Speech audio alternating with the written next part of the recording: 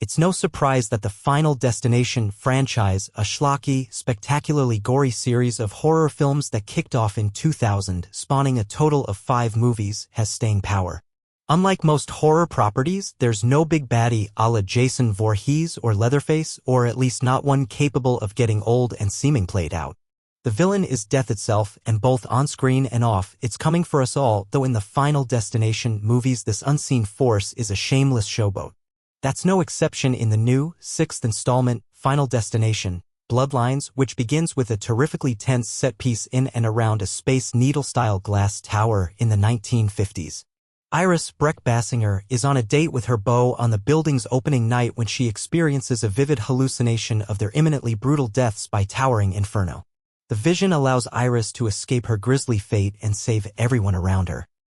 In this regard, Bloodlines follows the template of all the Final Destination movies. The first movie saw its characters escaping an airplane explosion, the second film a highway pileup, and the third a roller coaster malfunction.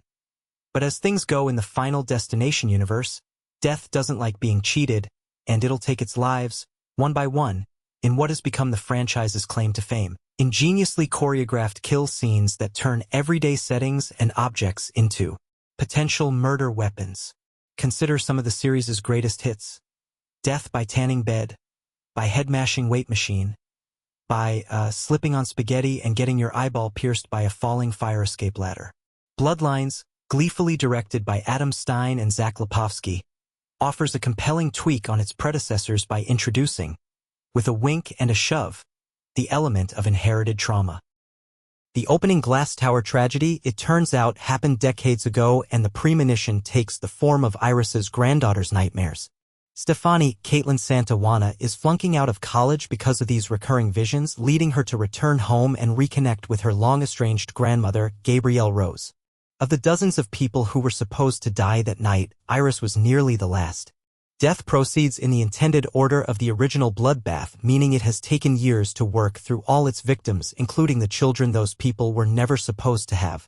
Iris is now something of a doomsday prepper, having single-handedly fended off death's wrath by sheltering in a remote cabin. Her family thinks she's nuts, but it's not long before death works its way down the family tree, making conspiracists out of all of them. Bloodlines might be the most self-consciously silly installment in the series, poking fun at its own improbable scenarios with meta-humor and Looney Tunes-style gags. The boatloads of mushy, digitally rendered blood add to this caricature effect. There's an obligatory sob story about Stefani and her mother, Rhea Kilstedt, who abandoned her and her little brother, Teo Briones, when Stefani was 10, but the emotional stakes are held well enough by the cast's charisma. Tony Todd, the franchise's only mainstay who died last year, makes a soulfully spooky cameo, and Richard Harmon, who plays one of Stefani's cousins and whose multiple piercings and rogue demeanor make great playthings for death, is a comic standout. But, most important, the deaths are weird and surprising, and their lead-ups are expertly paced. There's not much more a Final Destination fan could ask for, but Bloodlines, which at times feel more like a dark satire than a straightforward horror movie, reminds us we're powerless against the world's morbid whims. Best we can do is laugh about it.